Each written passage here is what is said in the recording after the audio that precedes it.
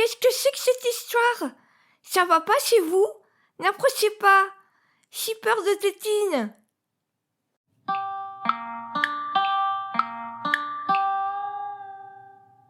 Comment bien préparer votre enfant à arrêter la tétine?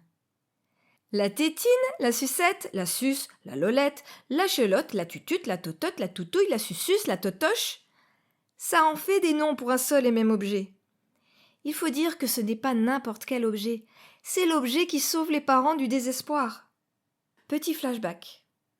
Mon bébé a 1 mois, il pleure. J'ai tout essayé, rien ne marche. Il pleure, pleure et pleure. Et soudain, idée géniale, je lui propose mon petit doigt et nous sommes sauvés. Mon petit bébé se met à téter et s'apaise. Seulement voilà, mon petit doigt n'est pas très conciliant. Très attaché aux autres doigts et au reste de ma main, il n'a aucune intention de me libérer pour que je puisse vaquer à d'autres occupations. Alors, avant que mon petit doigt ne suce complètement, je cours à la pharmacie pour acheter l'objet magique, la tétine. Après avoir recraché plusieurs fois cette tétine, bébé finit par l'adopter. Hurrah! Mon petit doigt est enfin libre de reprendre le cours de sa vie. C'est formidable, c'est formidable. Mais il y a un mais. Parce que je sais qu'un jour ou l'autre, il faudra enlever la tétine à mon enfant. Et là, ça ne sera plus magique. Pourquoi les bébés ont autant besoin de téter? La succion est un réflexe archaïque du nourrisson qui lui permet de se nourrir, de s'apaiser et de s'endormir. Téter favorise la sécrétion d'endorphine, une hormone du bien-être. Le besoin de succion est important chez les nourrissons et souvent les tétées ou le biberon ne suffisent pas à combler ce besoin. Certains enfants se mettent spontanément à sucer leur pouce ou leurs doigts, mais d'autres n'y parviennent pas et manifestent le manque en pleurant. Il peut alors être utile de leur procurer une tétine. Le besoin de succion est fort de 0 à 6 mois et il reste important jusqu'à 18 mois environ. Au-delà, le besoin de succion diminue et la tétine n'est en théorie plus nécessaire. Pourquoi faut-il faire attention à la tétine? La tétine entraîne des déformations de la dentition. Le pouce a mauvaise réputation, mais la tétine aussi perturbe le développement des dents et de la face, en particulier si elle est encore utilisée après 2-3 ans. En effet, on a beau se procurer la tétine la plus physiologique possible, elle aura toujours des conséquences sur la dentition si elle est utilisée toute la journée. La tétine entraîne des problèmes d'articulation. En tant qu'orthophoniste, forcément, ça me préoccupe quand je vois un enfant parler avec une tétine dans la bouche. Certains sons ne sont pas possibles à prononcer avec la tétine. Je vous propose une petite expérience. Placez l'extrémité d'un stylo entre vos incisives et prononcez la phrase suivante. Les chaussettes de l'archiduchesse sont-elles sèches ou archi-sèches? C'est pas évident. Les mâchoires ne se touchent pas, l'air ne peut pas passer entre les dents de devant, il s'échappe par les côtés. Les sons sont altérés. Maintenant, je vais vous dévoiler une erreur que j'ai faite au début de ma carrière. Je m'occupais d'une petite fille d'environ 6-7 ans qui parlait avec un schlintement. Un schlintement, c'est ça. Un chasseur chassant chasser, il doit savoir chasser son chien. Et parole d'orthophoniste pour le faire passer, ce schlintement, c'est pas une partie de plaisir. Alors me voilà qui galère pour apprendre à cette petite fille à faire un beau chut de derrière les fagots.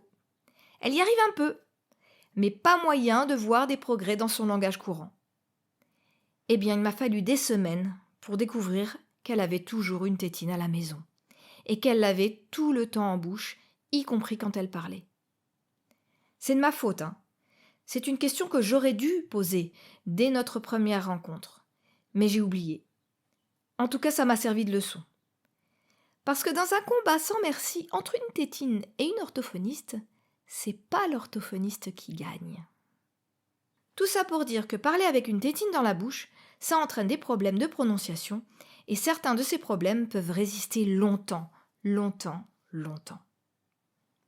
Quand arrêter la tétine? Il est conseillé d'arrêter la tétine avant l'âge de 3 ans, l'idéal se situant autour de 18 mois, 2 ans. Avant 18 mois, comment utiliser raisonnablement la tétine? Mieux vaut prévenir que guérir. Il est bon d'adopter dès le départ de bonnes habitudes pour que la séparation d'avec la tétine soit plus facile ensuite. Parce que la dépendance à la tétine existe. Mieux vaut éviter dès le départ de créer une addiction.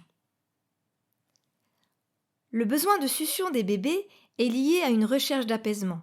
En général, les bébés ont besoin de leur tétine pour s'endormir, lorsqu'ils sont angoissés ou lorsqu'ils sont fatigués. L'idée est d'essayer de ne leur proposer la tétine qu'à ces moments-là. C'est vrai que nous avons tendance à mettre la tétine dans la bouche de notre enfant dès qu'il commence à manifester de l'inconfort, ou même avant par anticipation. Voici quelques propositions. La première, ne pas proposer la tétine à notre enfant lorsqu'il ne la réclame pas. 2. Retirer délicatement la tétine lorsqu'on sent que notre enfant n'en a plus besoin et l'enlever de sa vue. 3. À la sieste, retirer la tétine de sa bouche lorsqu'il s'est endormi. Bon, la nuit peut-être pas si on a envie de dormir un petit peu. 4. Essayez au maximum de réserver la tétine à l'endormissement. Elle reste dans le lit ou dans une boîte près du lit. 5. Lorsque notre enfant se fait mal, essayez d'abord de le consoler nous-mêmes. On peut lui faire un câlin, lui demander où il s'est fait mal et comment il s'est fait mal. S'il ne peut pas encore nous raconter tout ça, on peut lui proposer des hypothèses. Tu es tombé sur le genou, tu as mal? Tu as trébuché sur ce caillou-là? Si ça ne suffit pas, on peut lui proposer un doudou, avant d'enfin lui proposer sa tétine si rien n'a fonctionné. Proposition numéro 6.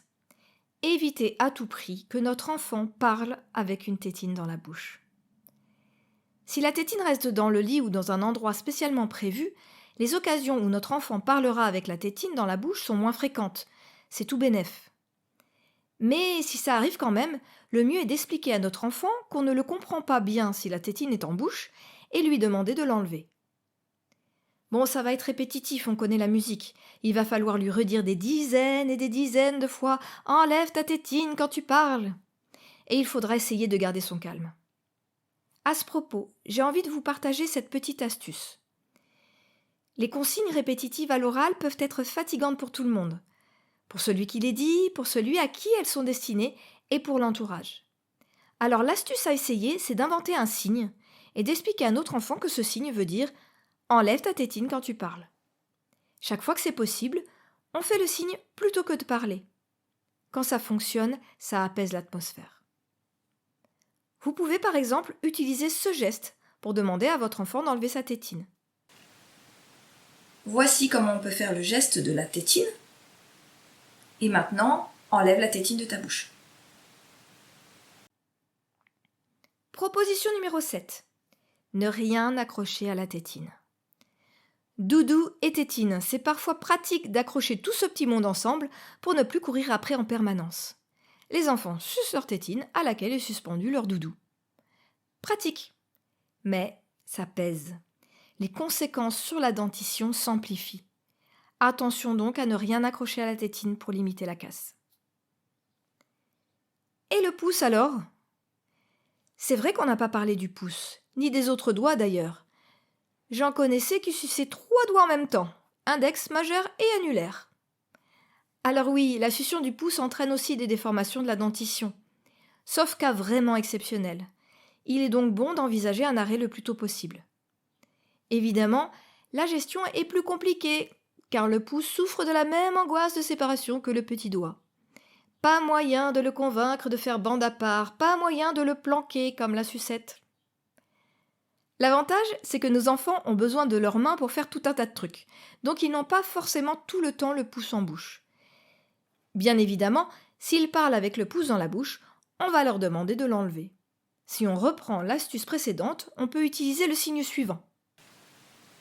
Voici comment on peut faire le geste du pouce. Et maintenant, enlève ton pouce de ta bouche. Nous entrons maintenant dans le vif du sujet. Comment préparer l'arrêt de la tétine? L'idée est de se diriger doucement vers une utilisation raisonnable de la tétine, si cela n'a pas encore été fait. On reprend les propositions précédentes. Réserver la tétine au moment d'endormissement, de forte fatigue ou d'angoisse. En cas d'angoisse ou de chagrin, essayez de consoler notre enfant nous-mêmes, lui faire un câlin, le porter, lui parler, l'écouter et lui proposer un doudou. Si jamais on utilise la tétine en dernier recours pour consoler l'enfant, lui retirer quand il va mieux. Chaque fois qu'on demande à notre enfant de retirer sa tétine, l'enlever d'abord de sa vue, puis proposer à notre enfant un temps privilégié en échange. Un petit jeu, un câlin, des chatouilles.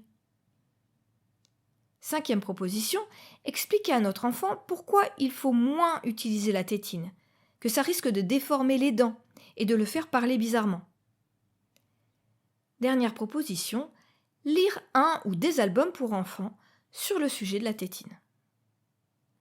Maintenant, il va falloir arrêter la tétine définitivement. Comment arrêter la tétine ? Une fois que l'utilisation de la tétine est réduite, voici ce que nous pouvons faire pour essayer d'obtenir un sevrage complet. Premièrement, on commence par discuter à nouveau avec notre enfant des effets néfastes de la tétine après 3 ans. Mais cette fois, s'il est prêt, on fixe une date avec lui. À cette date-là, il est décidé qu'on dira au revoir aux tétines. On peut convenir d'une récompense en échange.